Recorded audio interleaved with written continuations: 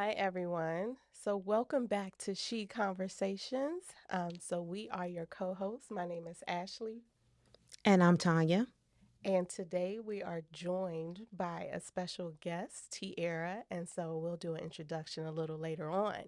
But in this episode, we're going to dive into a topic that's close to our hearts: relationships. So, whether it's dating, friendships, familial bonds. We know that relationships are a huge part of our lives. And so we're here to explore how they impact us as Black women and girls. And so today we're going to break down navigating dating as Black women, building and maintaining friendships, and strengthening familial bonds. So, exciting episode, right? Mm, This one's Should be interesting. very, very, very interesting. And so our special guest today is Miss Tiara. And so Tiara is my best friend. So we go way, way, way Way back, way back. back. We known each other since the third Like third or fourth grade, which is grade. crazy. Yeah. It's been a long time.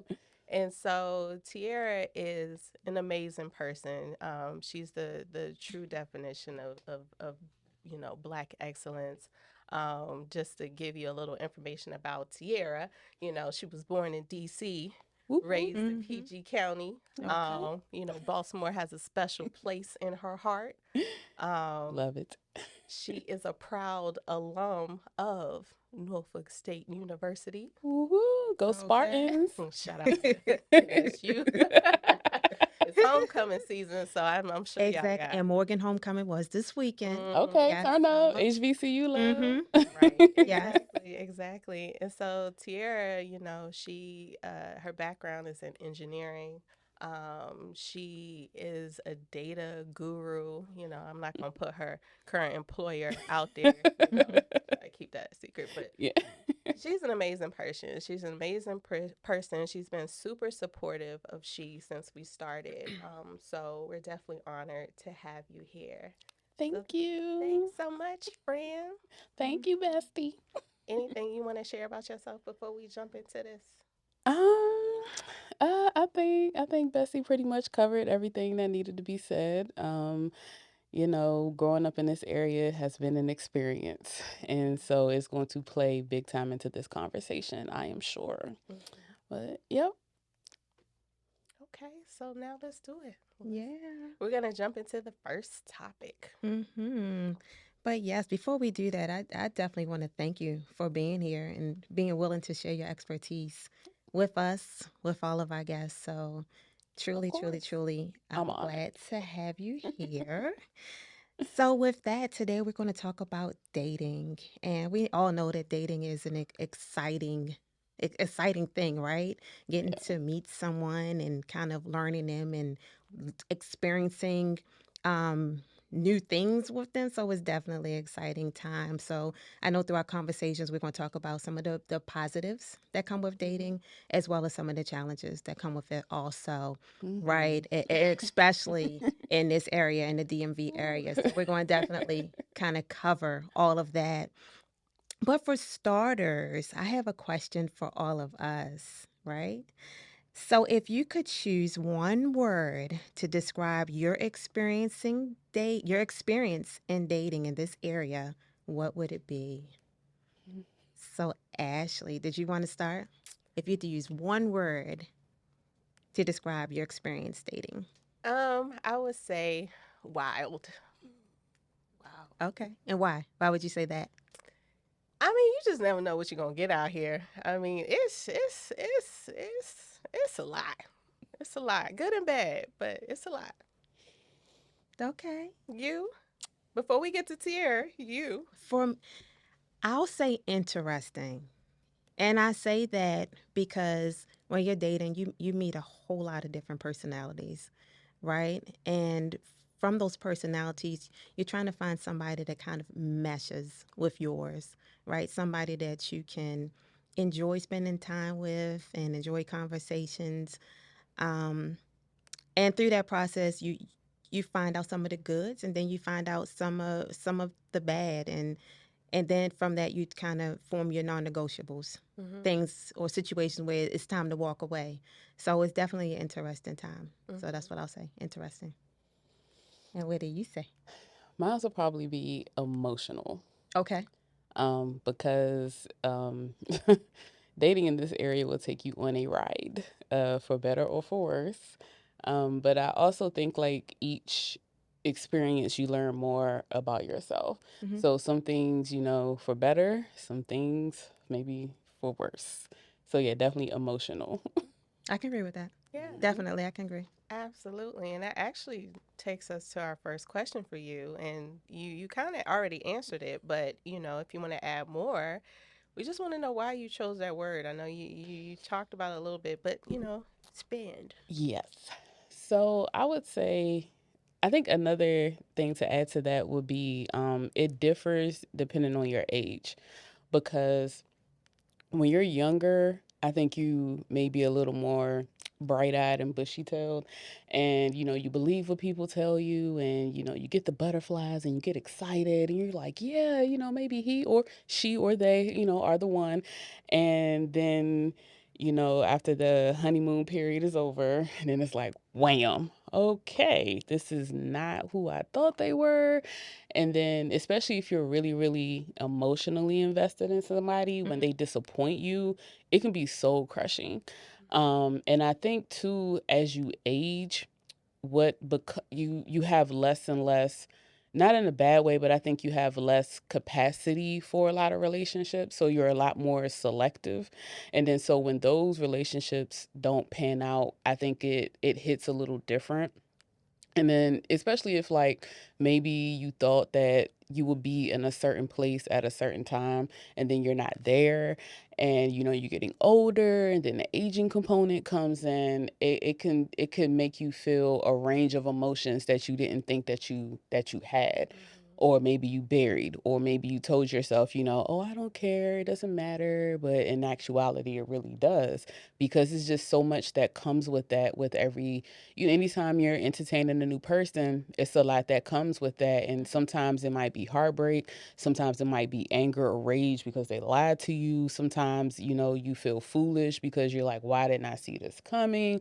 Because they maybe tricked you, or you thought that they were somebody that they weren't. I think the worst is probably heartbreak though. That's the hardest thing in my personal opinion to really, really deal with, because you just kind of have to take it on the chin, so to speak, and you have to do the healing yourself. Although I don't know if we ever really heal per se, but Mhm. you have to take that journey by yourself, and that's a tough thing to deal with sometimes. Mhm. Hmm. Yeah, absolutely. I feel like there's so much to unpack there, but I know we can't. But you mentioned, feeling not feeling having the feeling that you're not where you're supposed to be. Like, where do those feelings come from? Is it pressure that we're putting on ourselves because society expects us to be like married with kids by a certain age? Like, where is that pressure coming from?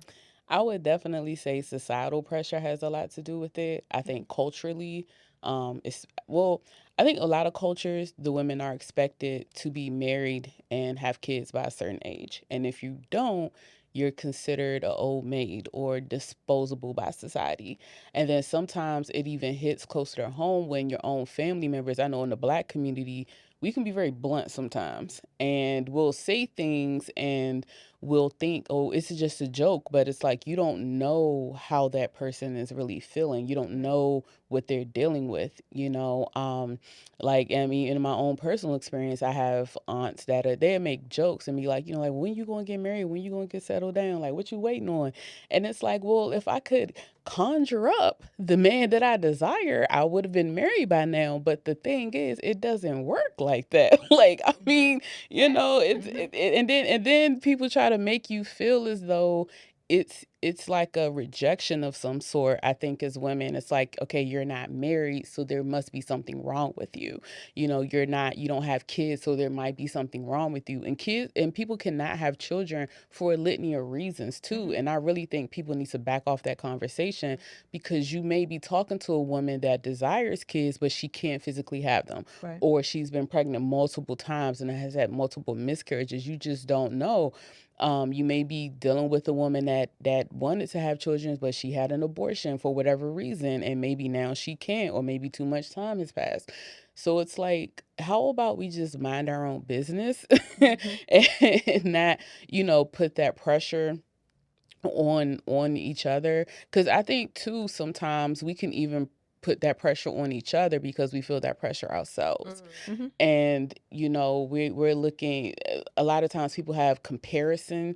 We think that, okay, so they're doing this, they're doing X, they're doing Y, they're doing Z, so I should be doing those right now.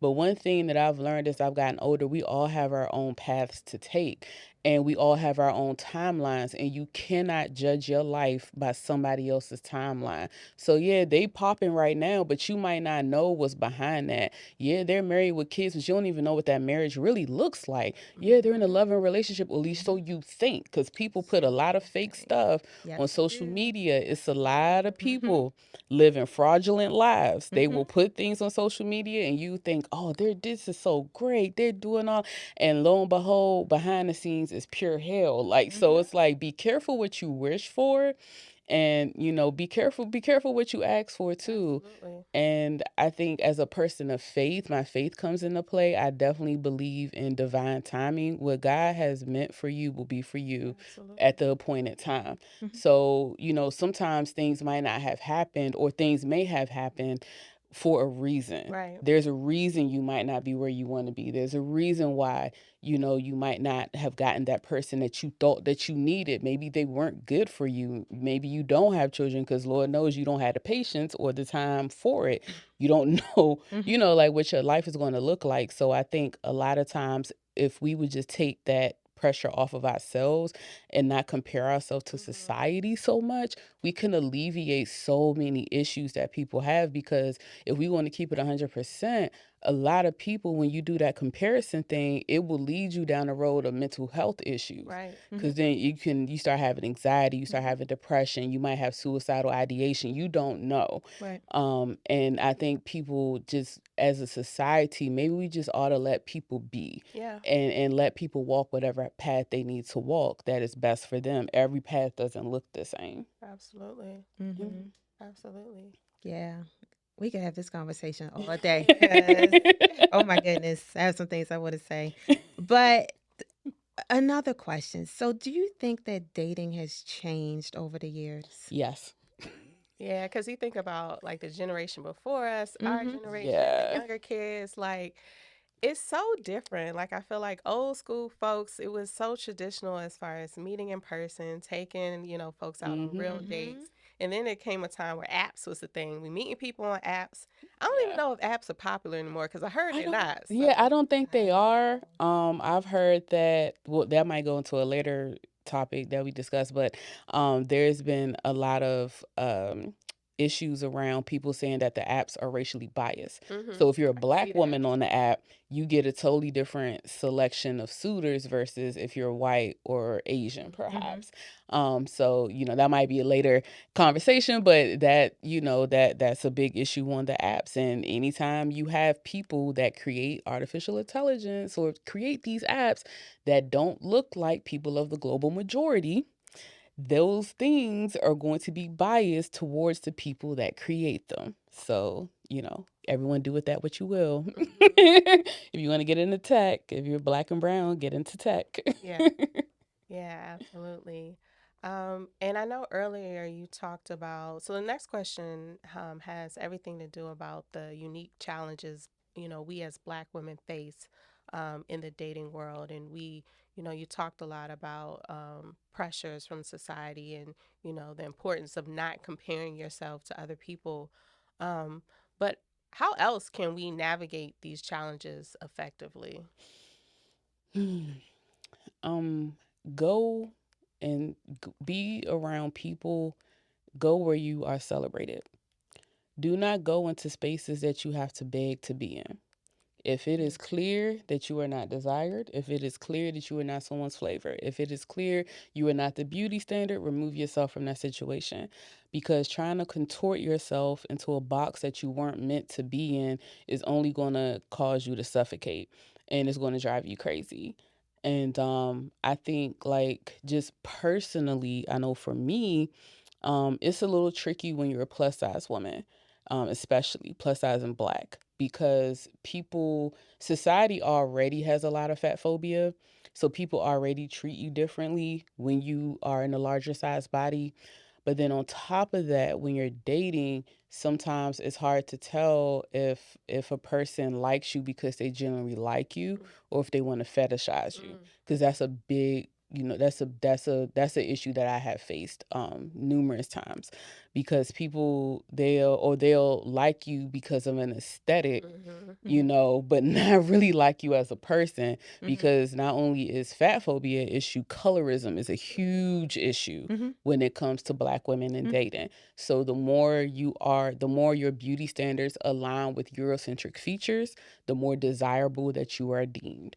And which drives me crazy personally as a black woman, because I'm like, we are all so beautiful in all our various shades and features and everything. But the reality of the situation is we live in a society where your eccentric beauty is the beauty standard. Yep. So if you are not slim, if you are curvy, that's not it. And until they make it popular, then it becomes popular. But if you're curvy is tough, if you're dark skinned, and even if you are dark or light, but you have Afrocentric features, pronounced Afrocentric features is tougher.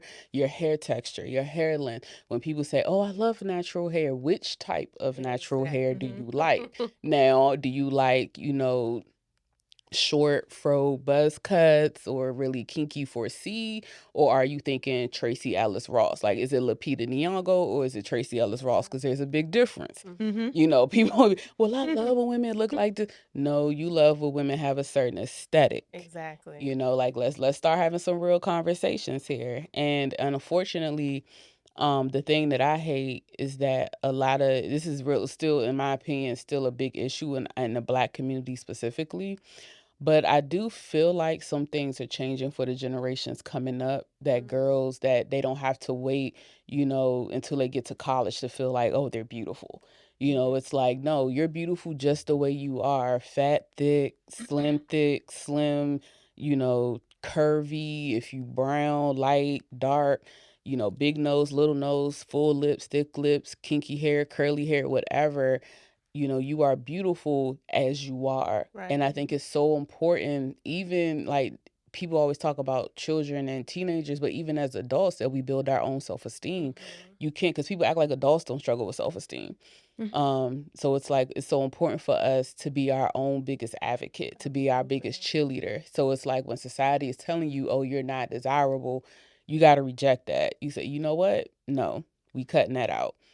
That's their standard, and that's doesn't have to be my standard. Absolutely. And I promise you, it's a lid for every pot. Somebody out there love it.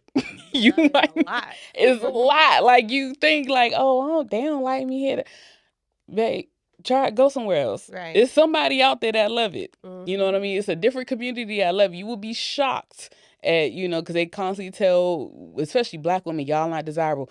Go overseas, go to Italy, go to go to different African countries, and you see how those men receive you. Go, like, I'm telling you, go where you are celebrated. Absolutely. You might be a DC 10, but a LA 2. LA not for you. Not a That's LA that. And I mean, it's not for you. And it's interesting because this conversation came up. I saw it on social media, and I saw this beautiful sister. She was wearing like caramel complexion. She had locks and she had glasses, and she was like, I wanted to say she might have been in LA or something like that. And she was saying how she can't get no play. She was like, the guys here, no, I'm sorry. It was Dallas, Texas. She said, the guys here don't really respond to me. I don't know what it is. I don't. And I told that sister, I said, because you in the wrong city. I said, come to DC, locks and all of that. But they eat you up over here. Like, go to New York, go to Philly. They eat you up on the East Coast. Like, it's your location. They might want a different vibe there. Just like if you go to Atlanta, it's a different vibe. You go to LA, it's a different vibe. You go to New York, it's a different vibe. Go where you are celebrated. I love the South. They love them thick in the South. Go where you were celebrated. Absolutely. And that is so funny that you talked about, because I can definitely identify with that, with being dark skinned myself and going through years, well, growing up and being teased and called names and all of that. And I don't think I was comfortable with my skin tone until I was, what, in college. Yep. Mm. Like into college. I was like, why am I so dark? Like I went through all of that. It wasn't until I accepted and started to love me till Mhm. later on in life. So I definitely can identify with that. That's real. Yeah, Yeah. Yeah. definitely is. Definitely is. I feel like we can go on and on about this, but I Mhm. know this whole episode isn't dedicated to just dating because we want to talk about the other types of relationships. I guess now we gotta move to friendships. Mhm. So moving on to friendships. Okay. So let's talk about how we can build and maintain strong friendships, which can, of course, be incredibly rewarding, but also require effort and intention. And so, our first question to you is, what are some key elements in building strong, supportive friendships? Because we know, like, I feel like me, the older I get, my circle of friends, like real friends, real Ooh. Mhm. small, It's real very, small, it's like that. real small. Real small. I think one of the most important things, I think as you get to know somebody is make sure that like y'all have a similar mindset, similar values and morals, because a lot of people you can't you might be a decent person, you might be an honest person, but the person that you're trying to build a friendship with might be coming at you for an angle, and you have to watch out for that, and especially in this area, people are real big on what you can do for them. So I think one of the biggest things is making sure that y'all have like similar vibes in that respect, similar morals, similar values, things that are important to you. Also, as the years go on, give each other room for growth and to evolve and change. I think too many times in relationships, people in all relationships, but in friendships, people might get comfortable with you being one way. And then when you Mhm. decide, hey, that's not really rocking for me anymore, I'm not really feeling this, your friends or those who you thought were your friends may be like, ooh, I don't like this new person. So no, that's not the person I know, so we can't be friends no more, or whatever the case may be. So that's also another big one. Allow your friends room to grow and evolve. Don't take everything personal. I think sometimes people will be like, well, such and such ain't called me, so they don't really care. Like because everybody's different. Everybody's communication style is Mhm. different. So, being that I'm on the podcast right now with my bestie, this is personal. So, like, we don't have to FaceTime and talk on the phone every single day. That's just not how we are. We might text or whatever, but never once do I take it personal. I'm like, why she ain't called me? We both got our own lives, but we know at the end of the day, it's all love. We link up, we make sure that we see each other in person as often as we can, and we make time and we're intentional about that. Mhm. And you definitely have to be intentional about your time. Time is precious. Everybody doesn't get your time. Mhm. And you have to spend time with people in order to really get to know them. And if you are intentional about your time, you're going to value it a lot more. You're going to value that relationship a lot more. And when you spend time with people, those people should also be grateful because they took time out of their schedule to do it. Mhm. So if you're friends with somebody and they always act like they don't have no time for you, Mhm. that's not that's probably not your friend for real, or they Mhm. probably don't like you for real. So I was, yeah, definitely be intentional about your time. Make sure y'all are have similar mindsets about things, allow each other to evolve, and don't be afraid to ask hard questions. Sometimes people, they always like to talk about shallow stuff, Mhm. because they're like, well, I don't want to hurt somebody's feelings, or I don't want them. Let people know who you really are. Tell them what you think, and that way, if they either gonna love you or hate you, at least they know exactly what they're dealing with. Right. Like, don't be afraid to ask your friends to things. Like, even if y'all disagree on things, that's healthy. That doesn't mean that y'all have to have the exact way of looking at everything. Because honestly, life would be boring if we were all exactly the same. Mhm. But definitely, like, don't be afraid to ask those tough conversations and like check in, and you'll know when you get to that point in your friendship, when the friendship evolves past like the shallow stuff, where you can really start to get into the meat and potatoes of that relationship.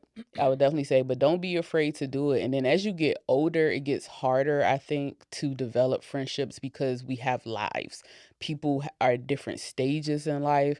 I'm 39 going on 40. So this is a weird stage, I think, for a lot of people because you have people getting married, you have people having kids, you have people, maybe they have an infant or they got a kid going off to college. Maybe they getting married, maybe they getting divorced, maybe their parents have passed away. Like, it's a lot. They might have health issues. It's a lot of big life changes around this age. So it's like you have to give people some grace and just try to be there and build that community if you can.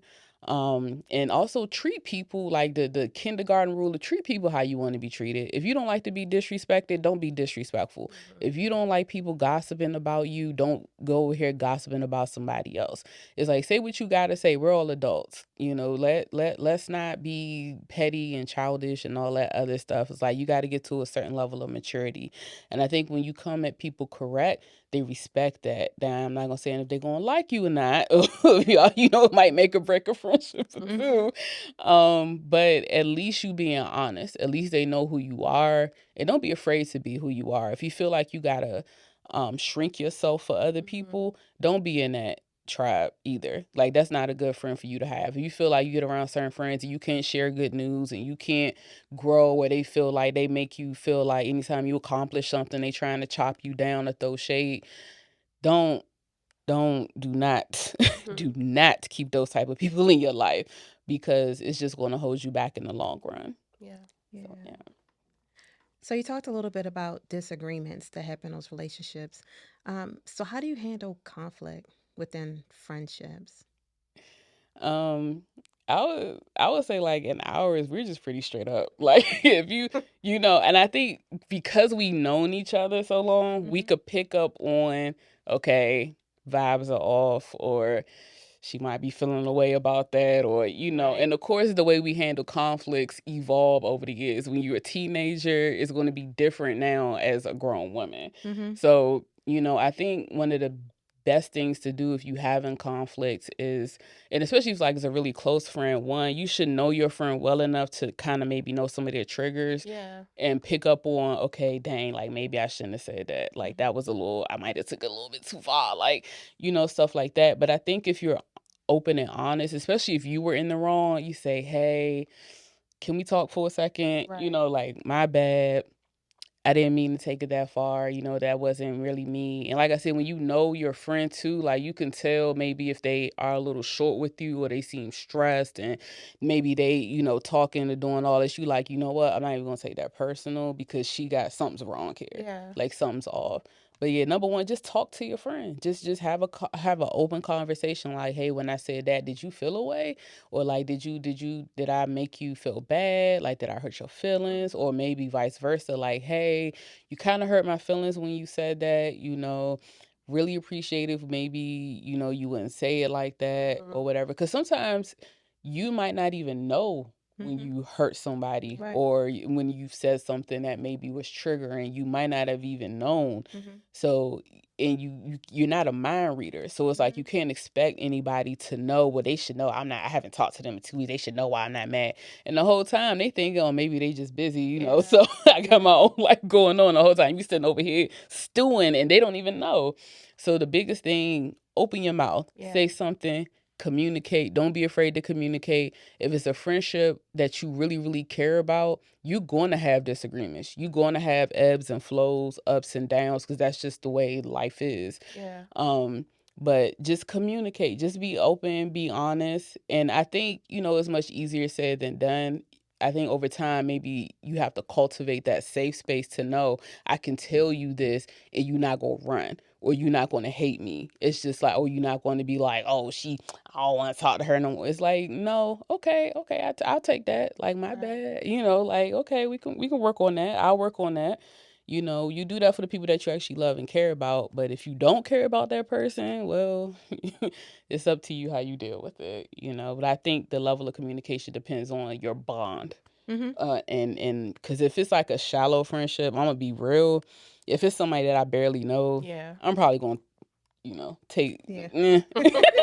I mean, like block, delete. It's not even worth it. Like it's not even worth it. But if it's somebody that I know, like riding, like that's my age. Now we gonna talk about this. I might be pissed at you right now. I might need to calm down for a second, but I'm gonna have a conversation with you. We gonna talk about it. At the end, we probably end up laughing over some drinks or something, chopped it up, and we good. Yeah. Mhm. Yep. And I guess what I can say, at least about our friendship, is I don't Yeah. think we've ever had a moment where we just fell all the way out and we Yeah. just went No. like days or months or weeks Yeah. without Mhm. talking. We've Yeah. never experienced that in our friendships. No. I think because we've known each other so long, we're Yeah. able to pick up, like if they're around each other, and I could tell on her face if she gets annoyed or Yeah. irritated. And then the same with me. And Yeah. it's like, in that moment It's to like, oh, like, all okay. right, back off or Right. like, We smooth give her it some over. space. Yeah. Mhm. Give a minute. So Yeah. it's never been a thing where it's like I ain't talking to her and like months Right. have gone by. Never. So Nah. I definitely Nah. think communication is important. Yeah. So I could Yeah. definitely identify with that. I know with me, and even if you do find yourself in a situation where you may hurt your friend's feeling, it's okay to apologize, especially if that's not Yeah. your intention to hurt absolutely. them. It's Absolutely. Hmm. it's okay to apologize. Yeah. Um, because yeah, ultimately you don't want to hurt your friends, Yeah. and you want to mend that friendship. So taking accountability is fine. Yeah. Accountability is a big one. Yeah. That's a Yeah. big one. Yeah. Yeah. Honesty. Be honest. Tell Mhm. me the Yeah. truth. Like if I'm Yeah. like Yeah. we were out where were we? When we went to North Carolina that one weekend, and I had Okay. ordered my food or my drink. Something was messed up or something was wrong. And the waitress came over and I said something to the waitress and instantly tears like you was doing too much. Yeah. Like all that was unnecessary. Right. Like be Yeah. Mhm. like be honest with me. Like tell me when I'm wrong. You know what I'm saying? So I appreciate that. Yeah. Appreciate that. Okay, ladies. So we're moving this right along. So the next thing we want to talk about is familial bonds. And so, I know that you have a really, really close relationship with your family, but I think we all know with these with your family, it comes their own, dynamics and challenges. Yeah. Mhm. So the first question is, how can Black women and girls strengthen their familial bonds? Be your own advocate. Meaning, I feel like a lot of times in the Black community, Black women, we got to take it all. We're taught to be strong, do this, do that. And sometimes it can cause you to take on too much water and you yourself start to drown. And then when you start to drown, you start to resent everybody else because they didn't throw you a life vest. So that's why I say, in order to strengthen your familiar bonds, one of the biggest things you could do is speak up. Like if you feel in a type of way or somebody isn't there for you like you need them to be, definitely communicate. Um, be able to, well, if you can, if distance isn't an issue, because I know with some people it is. So like if distance isn't an issue, is an issue, like just try to communicate and keep in touch as much as you can. Get to know your family in different ways, because again, I think it kind of ties into like friendships too. Like allow your family members to evolve, allow them to grow up. I know for me personally, I'm the oldest daughter. So it's like my role has kind of always been like caretaker for my brother and my sister. I always see them as like the little caretaker, and it came a point where there was some friction within both relationships because they kind of had to tell me like you're not our mom. Like we're grown. And at first it make you feel a little, you like, hold up, like what you mean? I done wiped your butt, I done Mhm. did your hair, I done practically raised y'all. But for me, it was I had to learn to let go and allow them to grow up into their full selves and recognize like they're adults, they're fully fledged adults. And then our relationship shifted from like me being because it's a hard shift to take when you've always been that person, and then still as adults they still come to you asking you for advice and stuff. So it's just like, but now I think it's more like friendship. Mm. It's like I don't look at them like, oh, that's my little brother, my little sister. No, I look at them as, okay, they're two fully fledged, flushed out adults. And so now we can joke, have conversation. I think one of the biggest things for me and my immediate family in strengthening our bonds, because we are very close, but for me, I'm not the most out of our family, I'm probably not the most open. Definitely more, I don't want to say like cut off, not cut off per se, because like I can talk about stuff, but I'm not like the most like affectionate. I'm not the most like open book. And my brother and sister are totally opposite. So like for me, I think strengthening my family bonds personally was when I decided to become more vulnerable, Mm. and not feeling like I had to always put on that strong face or be stoic or look like I have it all together. Like it really got to a point where I'm just like, well, no, I'm not, like I'm struggling with this, or I'm not having a good day today. Like this is what's really going on. This is what's really, instead of trying to fake it all the time. And then in me doing that, it allowed my family to open up more too, and to be like, well, why didn't you say that? We could help you with this. We could do that. We got you. Like, we're there for you. And I think, for a lot of people, being vulnerable is a scary thing to be. Yeah. It's easy to just kind of keep everything buttoned up. I can handle it myself. I can handle it myself. Well, we weren't meant to really be like that. We don't thrive like that. You got to have safe spaces. You got to have, be able to open up and be yourself. And I'm not saying to everybody your business by no stretch of the imagination. I'm not saying that, but people that you trust, people Yeah. that you love, especially your family, like being open and honest with them, being vulnerable, showing your full self.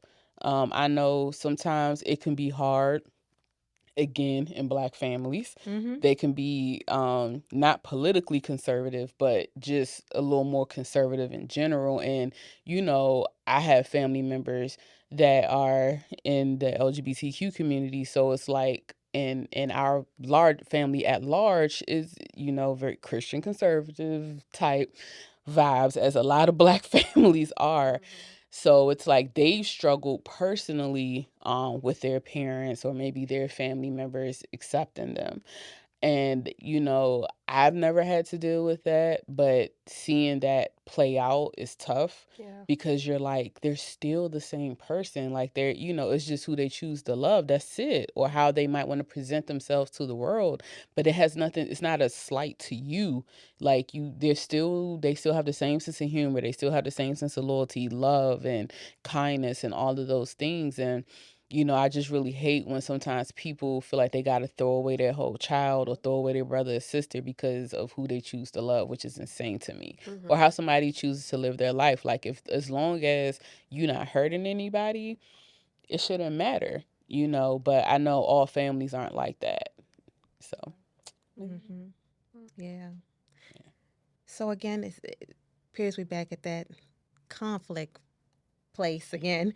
So how do you handle when conflict kind of arises in your family, or even like generational differences within families? I know my family, we like to laugh a lot. We Mm-hmm. can turn anything into a joke. Anybody that knows me, I have a big sense of humor. So, for better or for worse, sometimes I probably use humor to deal with a lot that maybe I shouldn't use humor to deal with. But I know within my family, like we tend to make jokes about things. It's not too much that we get too serious about. But when those generational conflicts come up specifically, me personally, I've had to learn to give my parents grace, Mm-hmm. Mm-hmm. or give my elders grace, my aunts and uncles. Because one thing about a lot of older black folks, they're going to say whatever they want out their mouth. They Mm-hmm. don't care about being PC. They don't care about what's in or what's whatever. They really don't care. And a lot of times, I think, too, as younger folks have to understand, they really do come from a different time. each generation builds upon the last. So if you can, some of my, like, for example, my father grew up in Mississippi. He grew up in Jim Crow South. There are things that he's experienced and seen that I will never have to. I don't know that type of fear. I don't know that type like that. Like, I can't imagine growing up in Mississippi in the 50s and 60s. Right. Like, that's crazy to me. So it's like things that I might think are real serious and important. He's going to be like, it's not that deep. Like, Mm-hmm. let's, like, in the grand scheme of things, like, y'all really, you not struggling. You not really, like, let's be real. You not really struggling like that. But within my family, we have conversations about things. We try to educate each other about things. And then two, when things do get heated, we know each other well enough to, one, we're not going to take it past that point. Like, I know it doesn't mean you love me any less. Right. We just don't agree on this. Maybe we just need a minute to cool off for a second, and then we'll come back, and if somebody needs to apologize, they will. Or, we might just be like, my bad. Or in some cases, again, maybe it's a cultural thing. It revolves around food. Be like, you hungry? Right. Like, let's go get something to eat. Right. Like, that's my apology. Like, let's go get something to eat. Like, oh, I got you this. I picked this up for you at the store. Like, Yeah. okay, we good. Right. Exactly. Moving on to the next. And I feel like you answered this already with your first two responses, but are there any other tips that you want to share for maintaining healthy boundaries while staying close to your family? Um, I would again probably like advocate for yourself. Just tell don't be afraid to speak up for yourself. Don't be afraid to tell people like this is a line, Mm-hmm. or this is important to me. I would wish you wouldn't speak on it like that. Let people know how you feel and stand firm on it. Stand on it. Like, you can't be wishy-washy. If there is something that is important to you, if there's a red line that people need not cross, stand firm on it, state it, stand firm on it, and people will respect you for it. You be shocked. Like, sometimes people will be like, okay, I know not to go there. Mm-hmm. But if you flipping, flopping, wishy washy, or you don't know yourself well, now you know what? That's a big one. Know yourself. A lot of people think they know their self, but they don't. A lot of people are chameleons. They will be who they need to be given a specific time and purpose and place. So it's like with one person they're this way, with another person they're this way, with another person they're this way, and sometimes they don't even know who they are. They can't stand on they can't stand on their own 2 feet. So I think a really really important thing is know who you are, know what is important to you, know what your morals and values are, know what boundaries you need to set. And it takes time and it takes wisdom and maturity to get to that point. That's not going to happen probably when you're 15. Well, I don't know, these new kids are a little different. They are. They are very a lot of them are a lot more emotionally intelligent, I think, than a lot of us ever were at that age. They have the verbiage for it and they will tell you. But I know me at 15, I had no clue who I was. But me at 39, totally different person. So I would definitely say like one of my biggest ones would be just advocate for yourself, speak up for yourself, know who you are, and those who love you and respect you will accept you as is, and those that don't, then they don't need to be in your life anyway. Amen to that. Mm-hmm. That's on Mm-hmm. period. Period. So it looks like that's it for today's episode. Like, I thought this conversation was absolutely amazing. I wish we had Yeah. more time to really really dive in on some of these topics, but Same. I feel like some of the topics would probably be like an episode man, themselves. man, Especially on the difficulties of dating as a black woman. Woo! That's a podcast episode in itself. absolutely. Absolutely. I definitely think this conversation was really rich because I'm in that place right now, the dating phase. So, Me too. it- definitely everything that you said kind of hit home, and it's all my experience. So, yeah, definitely a rich conversation. Yeah. So, as we close out today's episode, don't forget to subscribe, rate, and review our podcast. Also, visit our website at shapinghealthequity.org. We're on social media, Facebook and Instagram at Shaping Health Equity. Yes. And we thank you so much. We thank our guests. Yeah, Thank you for having me. Absolutely. I thoroughly enjoyed myself. good. Yes, you were definitely knowledgeable and encouraging. So I know that they gained a lot from this conversation. So definitely want to thank you. Thank you. All right, thanks. See you next time.